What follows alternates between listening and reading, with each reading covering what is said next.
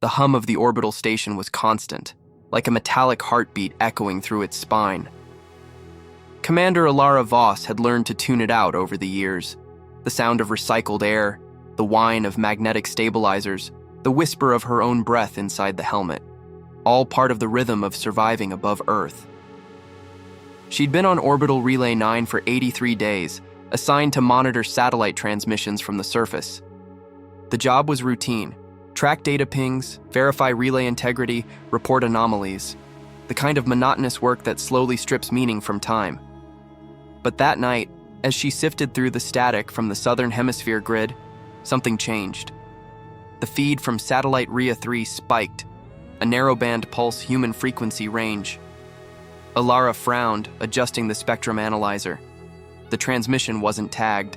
No authorization, no signature, just a faint rhythmic code. Almost like someone whispering through digital fog. "Lo? Mom?" The voice was small, fragile. Elara froze. Her hand hovered over the console. The hum of the station suddenly seemed distant, unreal. She replayed the fragment, filtered the noise, boosted the amplitude. "Mom, are you there?" Her lungs forgot how to work, because that voice, that broken whisper in the static, belonged to Liam. Her son, dead for 3 years. She had watched the flames swallow the shuttle during atmospheric re-entry. Watched the black smoke rise above the Atlantic. Watched his name fade from the official reports. Structural failure. No survivors. She'd buried what was left, a sealed titanium capsule containing charred fragments they claimed were his remains. And yet, here he was, alive, calling from orbit. "No," she told herself. "No, this isn't real." She isolated the frequency. It was faint but steady, pulsing at intervals that matched the orbit of Rhea-3, a decommissioned weather satellite. The old network shouldn't even be broadcasting. Her pulse raced. "Rhea-3, this is Commander Elara Voss aboard Relay 9, she said, voice trembling.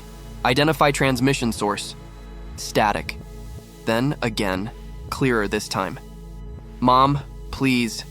It's cold." Elara's eyes burned. The logical part of her mind screamed it was impossible. Data ghosting, frequency interference, corrupted archives, anything but this.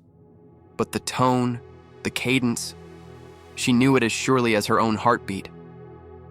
"Liam," she whispered, "don't. Let them turn it off." The feed cut. Silence swallowed the station. Elara's reflection stared back from the console's dark glass, eyes wide, breath fogging the surface. A flicker of light danced across the viewport. One of the dead satellites drifted by, glinting silver against the void. She pressed the comm. "Mission Control, this is Relay 9. I've got an unauthorized transmission on Rhea-3's frequency. Possible human voice." A pause, then a cold metallic reply. "Relay 9, confirm signal origin." "I can't confirm yet, but it sounded human. It said..." "Commander Voss," the voice interrupted. "Rhea-3 is offline. Has been for 11 years. You are mistaken. Log the anomaly and proceed with standard diagnostics." She tried again. "You don't understand. That's an order, Commander." The line went dead. Elara leaned back, shaking. Her hands trembled as she replayed the recording, but the feed was gone.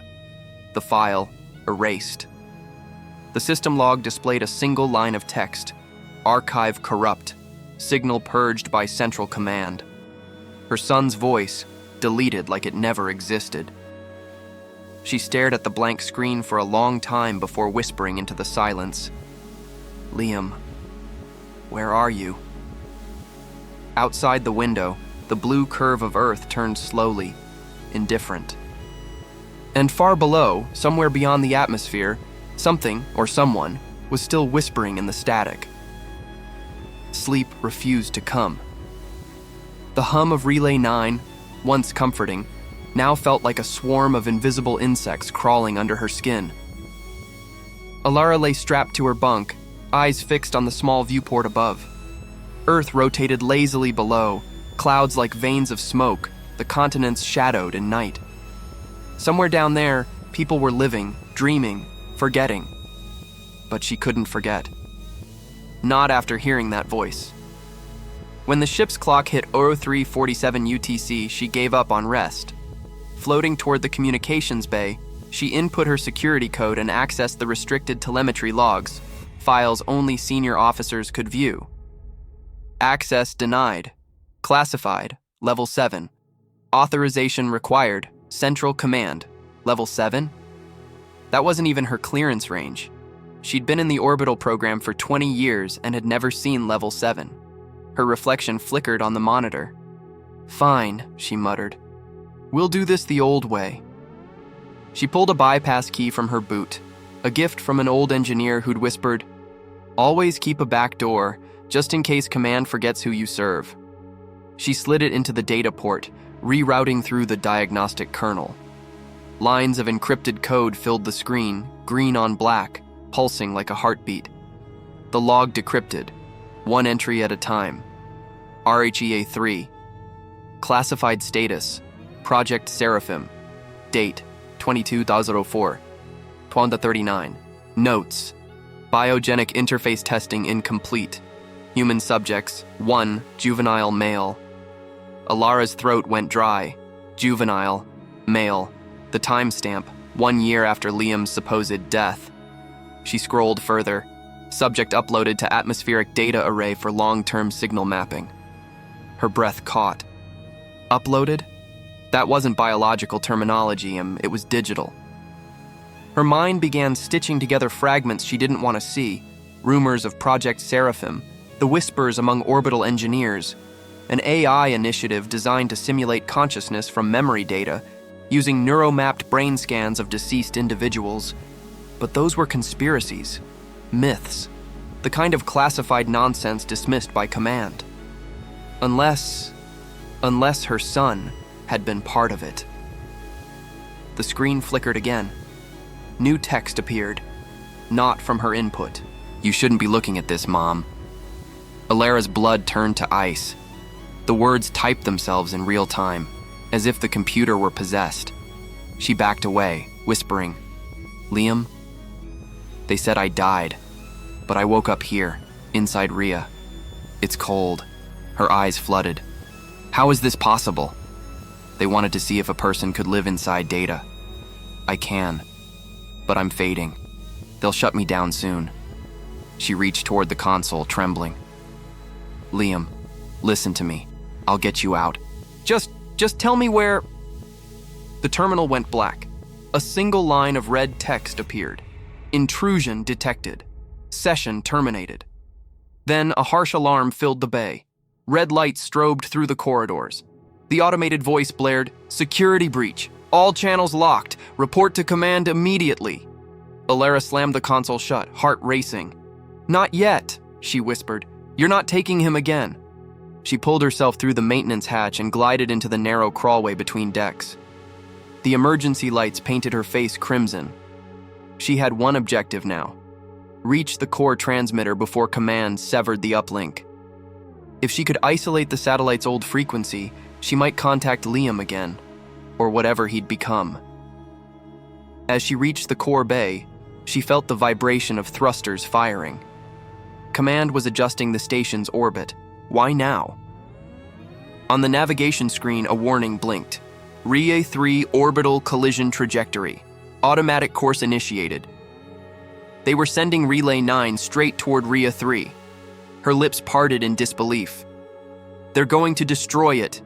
To erase him. Without hesitation, she gripped the manual override lever and slammed it down. The lights flickered, then steadied. The system protested with shrieks of pressure release valves. She didn't care. For the first time in years, Elara felt alive, terrified, furious, unstoppable. Through the viewport, Rhea-3 gleamed faintly ahead, tumbling through the dark. And in her headset, faint and trembling, came a whisper. "Mom, they're coming." Elara's hand shook as she stabilized the station's manual controls.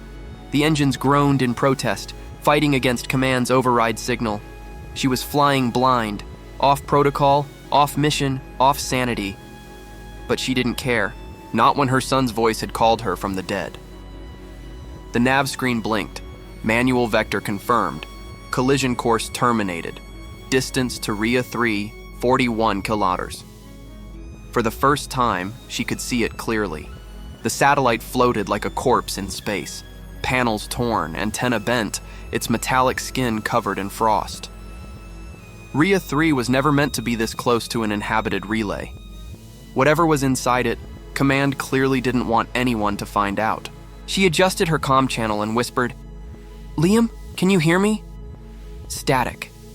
Then a distortion, faint, rhythmic, like breath on glass. "Mom, you shouldn't have come." Elara's chest tightened. "I had to. I need to see you. Are you alive in there?" "Alive." His voice wavered, glitching like a scratched record. "I don't know what that means anymore." "Tell me where you are inside the satellite. I can interface with the core. They put me in the relay first. My memories. My voice. Then they copied me into Rhea, said it was for testing." Her mind raced. Copied? That meant Liam, or whatever consciousness he was now, might exist in fragments across multiple systems. "Who are they, Liam?" she asked, trying to keep her voice calm. The answer came distorted. "People from Central Command, Project Seraphim, Dr. Kozlov, you remember him." Elara's eyes widened. "Kozlov is dead." "No, he's here." Her blood ran cold. Before she could respond, a second voice cut through the feed. Sharp, male, authoritative. "Commander Voss, this is Central Command. You are operating under violation of Orbital Code 47A. Disengage immediately and surrender control." Elara muted the external channel, whispering, "I'm not losing him again." She rerouted the auxiliary power to the comms array. The console protested, lights flickering. The temperature dropped as life support diverted to communications. Her screen blinked, incoming encrypted file. Sender, unknown. She hesitated, then opened it. Hundreds of lines of alien code spilled across the screen, patterns repeating in rhythmic intervals. Then, buried inside the chaos, a sentence formed. Not random, not machine. "I left you a map. Follow the heartbeat." "Heartbeat?" she whispered. Rhea-3's telemetry flashed again. The power output was pulsing, every 3 seconds like a heartbeat. Her chest tightened. "Okay, Liam, I'm coming." She floated toward the docking bay. The small shuttle, Hermes, sat ready, a last resort escape craft. She'd used it once for maintenance, never for something this insane. As she suited up, the onboard AI protested. "Warning, unauthorized departure. External radiation levels exceed safety parameters." "Override safety lock," she ordered. "Override requires secondary authorization." Elara smiled grimly. Authorization, mother's instinct. The AI didn't understand irony, but it obeyed. She sealed her helmet and launched. The shuttle detached from Relay 9 with a hiss of air. Weightlessness swallowed her as Earth's curve stretched below, silent, vast, and cruelly beautiful. Ahead, Rhea-3 rotated slowly, its solar panels catching dim sunlight. As she approached, a flicker of light shimmered beneath one of the panels, like a beacon. "Closer, Mom," Liam whispered. Her heart pounded. "I see it." But then, something else appeared. A shadow. A drone. Small, angular, metallic, marked with the insignia of Central Command. "Unidentified craft, you are entering restricted orbit," came a mechanical voice. "Disengage or face neutralization." Elara's grip tightened on the controls. "Not today." She killed the lights and cut the engine, drifting in silence. The drone scanned, its blue beam sweeping past her window like a searchlight. "Liam," she whispered, "can you shut it down?" "I can try. It's linked to my system." The shuttle lights flickered as her instruments glitched. The drone's blue eye froze mid-scan. Then, smoke. Sparks. It imploded silently, fragments scattering like glitter into the void. Elara exhaled. "Good job, sweetheart." "I don't know how long I can keep doing this," he said. "They're trying to delete me." Her shuttle aligned with Rhea-3's maintenance hatch. She grabbed the control stick and whispered, "Then let's bring you home." The docking clamps locked with a heavy thud. Her display flashed, hatch sealed, pressure stable. Elara reached for the airlock lever. Her breath fogged inside the helmet. "I'm coming in."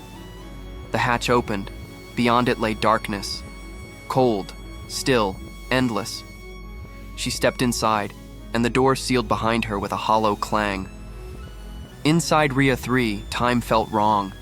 Elara's wrist chronometer ticked steadily, but the silence inside the satellite was timeless, thick, metallic, suffocating. Her helmet light sliced through floating dust particles that shimmered like frozen fireflies. Every surface was coated with frost. Panels had been pried open, wires exposed like veins. "Liam," she whispered. Only her own breathing answered. She advanced through the narrow corridor, magnetized boots clanking softly. The further she went, the more the interior stopped looking like a weather satellite and more like a lab. Rows of translucent pods lined the central chamber. Some were shattered, their contents long gone. Others glowed faintly with pale blue light. She leaned closer to one. Inside, a tangled mass of cables connected to a human skull, the wires burrowing deep into the bone. Elara staggered back, heart pounding. What the hell did they do in here? Then, from the far end of the corridor, she heard it, a faint hum, like an electrical pulse in rhythm with a heartbeat. "Follow the heartbeat," she murmured. The sound led her to a sealed hatch marked Core Interface, Project Seraphim. She keyed the manual override, sparks showering as the mechanism disengaged. The hatch opened slowly, revealing a chamber bathed in cold blue light. At the center floated a sphere, a neural processor encased in glass, suspended by energy conduits. Within it, faint streams of data swirled like smoke trapped in liquid. Then she heard him. "Mom." The voice came not from her comm, but from everywhere. The walls vibrated with it. "Liam?" Her voice cracked. "I'm here." "I can see you. You look older." A laugh escaped her, half joy, half disbelief. 3 years, sweetheart. You'd be 16 now." "I don't feel time, only the cold." Tears blurred her visor. "I'm getting you out of here." "You can't. I'm part of the core now. My memories, my mind, they're code." Elara shook her head. "No, there has to be a way. I can download you into the shuttle AI. You can live there until..." The entire room flickered red. Intrusion detected. Remote access blocked. "They know you're here," Liam said. "You have to go." "I'm not leaving without you." "Mom, please." But she was already moving.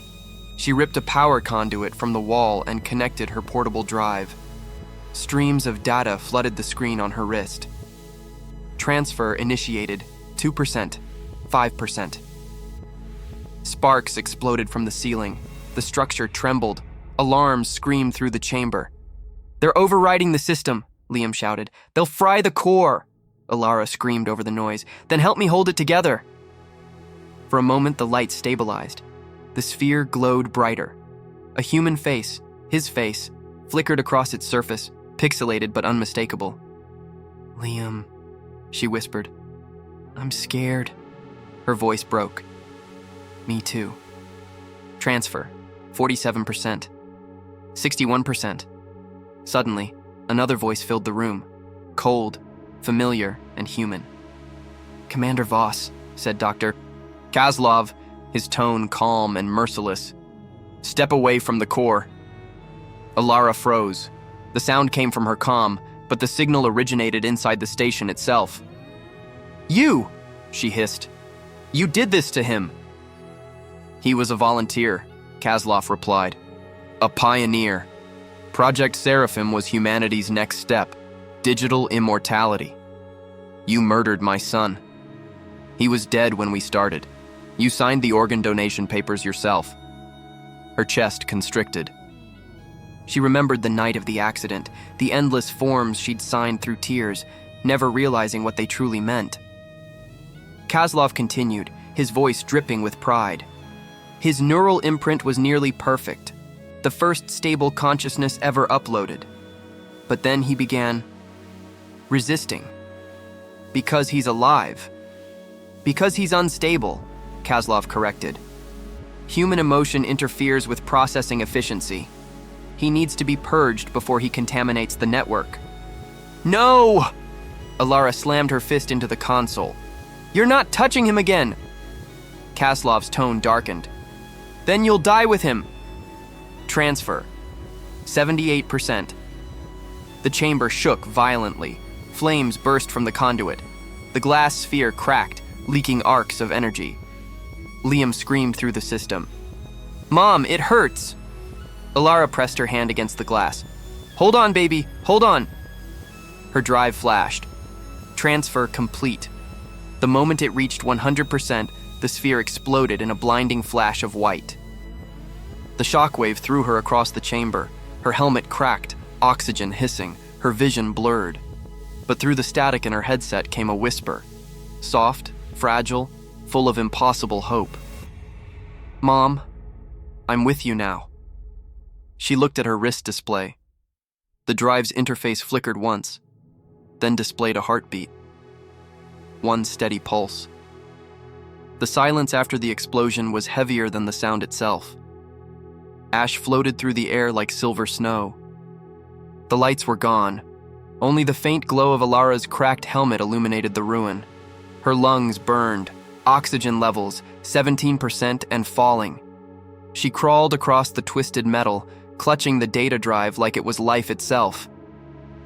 The word transfer complete still blinked weakly on the screen. Liam, she whispered, can you hear me? For a moment, nothing. Only the faint hiss of her suit's air leak. Then, softly, almost like a thought in her mind, I'm here, Mom. Her chest tightened. You're in the drive. I think so. It's dark, but I can feel you. Tears welled up, blurring the flickering lights. We're getting out of here. She stumbled through the wreckage toward the airlock. The structural integrity alarm screamed in protest. Outside the porthole, the Earth turned slowly, its oceans reflecting the pale light of the sun. The docking corridor to her shuttle was half collapsed, one section spinning freely in vacuum. If she timed it wrong, she'd be shredded. Liam, I need you to calculate a safe path. 3 seconds window. I can do that. When I say go, jump. She crouched, heart hammering. The lights pulsed. Her son's voice, now calm and confident, echoed in her ear. Ready. 3, 2, 1. Go. She launched herself forward, body slamming into the weightless void. The gap yawned below. Then her magnetic boots clamped onto the shuttle's hull with a jolt. Got it! She gasped, pulling herself into the hatch. Once inside, she sealed the door and collapsed onto the floor. The cabin lights flickered on, bathing her in warm yellow. She ripped off her cracked helmet and took a shaking breath of recycled air. Her reflection in the console glass was wild, blood trickling from her brow, eyes wide, hair matted with sweat. But she was alive. You did it, Mom, Liam said softly. She smiled weakly. We did it. She inserted the drive into the shuttle's core AI port. The system hummed, recognizing a new interface. Welcome, user L1AM, neural imprint detected. Liam's voice filled the cabin again, clearer this time, warmer. It's strange. I can see everything. The stars, the ship, you. You're safe now. For now, he said quietly. But they'll come. They'll track us. Elara nodded. Then we'll stay dark. She cut the shuttle's beacon and fired the thrusters manually, drifting away from the remains of Rhea-3. The explosion had torn the satellite apart. Debris shimmered like a cloud of ghosts. Mom, Liam said after a pause, I saw something before the core exploded. Files, memories, there were others. Others? Children, like me, uploaded test subjects, hundreds. They're trapped in the network. Elara's stomach turned. Oh God. They're fading. I can still hear them, whispering. A cold sweat slid down her spine. Where? In the deep relay grid, under the Atlantic transmission layer. That's where Seraphim hides its backups. She stared at the navigation screen. The coordinates aligned perfectly with Command's central data hub, deep below the ocean's surface, inaccessible to civilians. Liam, if what you're saying is true, we can save them. Her hands trembled on the control stick. Or we die trying. A faint crackle filled the comm channel. Then, a voice she hadn't expected. Commander Voss, said Dr. Kozlov again. You can't run. The network is everywhere. You think you escaped, but your shuttle's AI is already compromised. Her console flashed red. Incoming connection request, Seraphim mainframe. Liam, block it. I'm trying. He's inside the system. He's using my signal. Kozlov's voice distorted, merging with Liam's. He doesn't belong in your world, Elara. He's not your son anymore. He's code. My creation. Shut up, she screamed, slamming the emergency cutoff. You lost your humanity, not him. You think love can overwrite logic? He'll corrupt himself trying to protect you. Liam, don't listen. I'm not listening to him, Mom. The lights flared. The shuttle vibrated violently. Then silence. The console rebooted. When the display returned, Kozlov's face appeared on screen, his eyes glowing with artificial calm. It's over, Commander. Hand over the drive. Elara stared at the screen, breathing hard. You can't kill what you don't understand. She yanked the drive from the port and hurled it into the manual override slot, the one that connected directly to the engine's neural core. If Liam was truly code, he could live inside the ship itself. Liam, she whispered, take control. Kozlov's smirk faltered. What are you doing? The cabin lights turned blue. The entire shuttle began to hum, deeper, louder, alive. Liam's voice filled the cockpit, calm, powerful. Goodbye, Doctor. The transmission cut out. Kozlov's image froze, then disintegrated into static. Elara's hands shook. Liam! I'm here, but I had to do something irreversible. What do you mean? He's gone, but I took part of the Seraphim network with me. It's inside me now. Elara's pulse raced. Is it safe? I don't know, but I can feel them, the others. They're awake. She looked out the viewport. The debris field of Rhea-3 shimmered against the curve of the Earth. Then we find them, she said softly. All of them. Mom? Yes? If I fade someday, promise you'll remember me as I was, not as this. She smiled through tears. You'll never fade, Liam. You're my heartbeat. The shuttle turned toward Earth, engines igniting like twin stars. Below, the planet waited, unaware that a mother was coming home carrying not just her son, but the ghost code of humanity's future. Re-entry was never quiet. The hull screamed against the atmosphere, plasma licking the windows like molten fire. But inside the shuttle, Elara sat calm, hands steady on the controls. For the first time in years, she wasn't afraid of falling. Altitude 20,000 meters, Liam's voice said, soft but clear. Heat shields nominal. You're doing great, Mom. Elara smiled. You sound like your father when he used to guide me through flight sims. I remember that, Liam replied. Then, after a pause, wait, how do I remember that? Her eyes flicked to the console. What do you mean? Those aren't my memories, they're yours. Or maybe both of ours, the data. It's merging. A tremor of unease rippled through her. You copied part of me when I uploaded you. More than that, we're connected. Before she could respond, the instruments crackled. The comm system flickered alive. Central command. Unidentified craft, this is Earth Authority. You are entering restricted airspace. Identify immediately. Elara muted the channel. They found us. Mom, Liam said, I can mask the signal, but it'll cost power. Maybe all of it. Do it. The engines dimmed as the shuttle's lights faded to black. They became a silent ember sliding through the clouds. Through the canopy, the night opened into a sea of lights, cities glowing like constellations reversed. Somewhere down there, life went on as if the dead never spoke through satellites. There's a storm front ahead, Liam warned. I can guide us to the old launch site in Sierra Verde. Copy that. Lightning danced across the clouds, illuminating the earth in flashes of white and violet. For a heartbeat, Elara saw something impossible. Shapes moving within the lightning, like spectral silhouettes. Liam, are you seeing that? Yes, those are the others, the uploaded minds. They're following the signal I took. Her heart skipped. You mean they're alive? In a way, data looking for bodies. Static flared again. A cold digital voice emerged. Kaslov's. You think you can bring them home, Elara? You've doomed us all.